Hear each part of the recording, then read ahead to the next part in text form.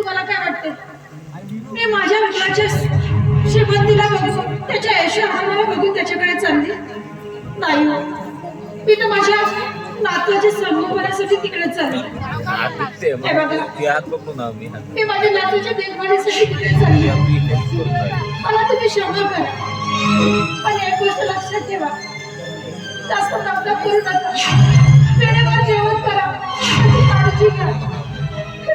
मी आले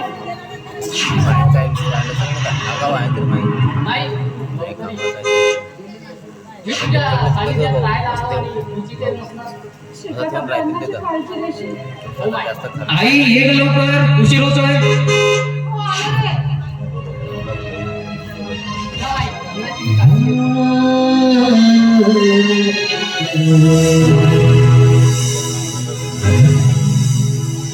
नियतीचे मोठे